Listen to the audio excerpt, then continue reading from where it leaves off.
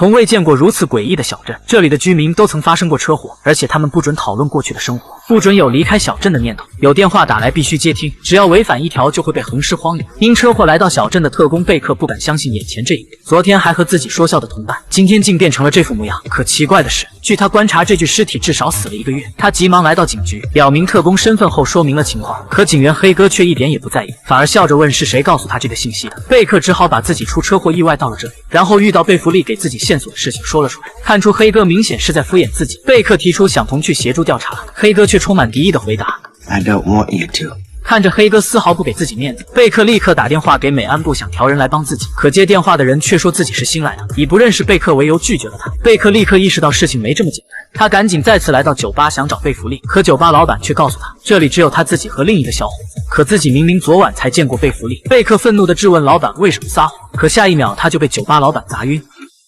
10-16-28。等贝克再次睁眼，已经身处一所病房。他发现自己四肢被牢牢锁住。这时走来一名医生，他恳切地说贝克车祸撞坏了脑袋，现在已经成了精神病，但精神病是不知道自己是精神病的。然后不顾贝克的反对，说自己马上就会给他进行开脑手术。贝克心里清楚，自己上了手术台可能就下不来了，当即就激烈挣扎了起来。可没想到护士强行给他打了一阵麻醉剂，然后就将贝克推到了门口，转身离开。看着手术台上的电锯，贝克以为自己就要完了。突然贝弗利来了，他用偷来的钥匙打开了手铐，然后带着贝克悄悄逃出了医院。两人到了一所破旧房子，贝弗利告诉贝克，医生给他做手术是想抹去他的记忆，而贝克同事是被黑哥当着小镇人的面杀死，而且他和贝克也有相同的遭遇。他1999年出车祸到这里，过了1年，现在终于恢复记忆。可贝克大吃一惊，现在明明是2014年，可来不及询问，他就因为麻醉剂药效发作晕了过去。等再次醒来，贝弗利已经不见了，他只好穿上贝弗利给自己准备的衣服，独自去寻找答案。突然，一个女人吸引了他的注意，这分明就是自己上周失踪的前女友安娜。可奇怪的是，这个女人却比安娜老了许多。贝克觉得肯定不是巧合，便尾随女人回了家。他敲开门，是女人的丈夫。贝克只好说自己是女人朋友，可女人走来却说自己不认识贝克。见贝克不相信，女人支开丈夫和贝克单独聊了起来。可一坐下 I don't have answers for everything.